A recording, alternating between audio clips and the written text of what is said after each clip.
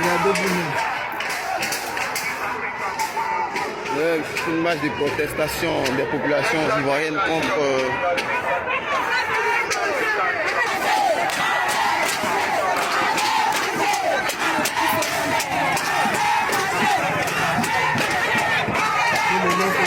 une marche de protestation des femmes ici en Côte d'Abidjan et Yopougon. Ça veut dire libérer Dossé et sa famille. Les gens pensent que c'est le mouvement.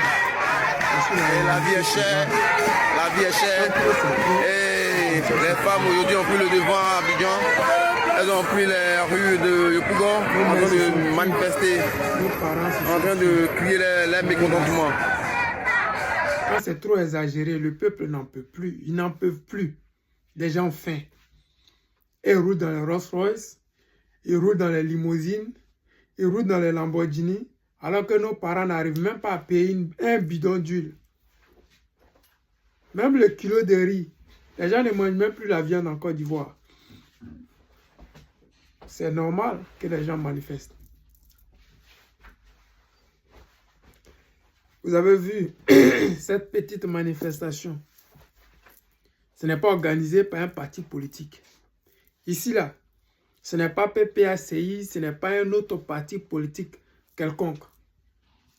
Ça n'a pas été organisé par, je ne sais pas, la société civile ou bien je ne sais quoi. C'est spontané. Nos mamans n'en peuvent plus. Et comme elles n'en peuvent plus, elles sont obligées de dénoncer comme elles peuvent. Parce que nous sommes éduqués pour ne pas prendre les armes. Parce que nous avons connu le RDR à l'opposition. Nous avons connu le RDR en son temps.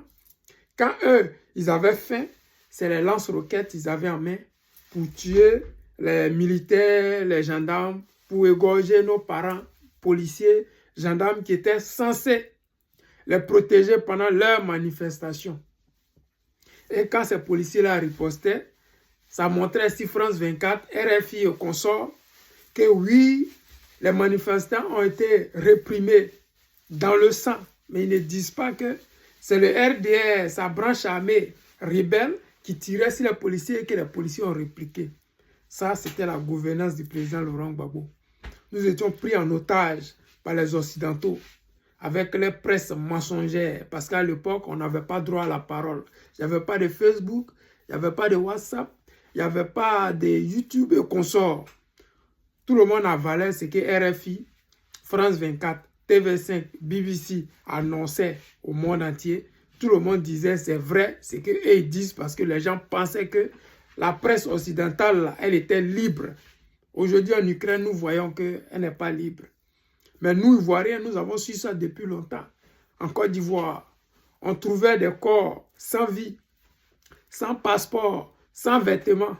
Mais on disait que c'était des nordistes et on appelait ça le charnier de Gbagbo Laurent. Sur les nordistes, comment quelqu'un qui n'a pas d'habit, qui n'a pas de pièces d'identité, il peut être nordiste? C'est quoi qui fait qu'on dit qu'il est nordiste? Il n'y a rien. Mais hélas, nous avons vécu dans la peur, dans les menaces. Aujourd'hui, ils sont au pouvoir. Rien n'est fait pour nos parents. Dans cette manifestation, vous n'allez pas voir des femmes gourous à part, des femmes baoulées à part, des femmes, comment on dit, Ati à part, des femmes du Nord à part. Là, la protestation est spontanée, elle est véridique. C'est comme la parole qui sort de la bouche d'un enfant. Il ne la contrôle pas parce qu'il dit ce qui vient de son cœur. C'est dommage pour ceux qui n'ont pas encore compris et qui continuent de manipuler l'opinion publique et internationale. Mais vous allez lire l'heure. Nous sommes en train de lire l'heure. Mais nous avons encore une chance. Nous avons la possibilité de changer tout ça. 2025 n'est plus loin. Nous attendons juste que le guide président nous dise où, quand et comment. Les amis, c'était le président Lota, l'ami des dirigeants qui se respectent. Je vous aime et je vous dis à tout à l'heure.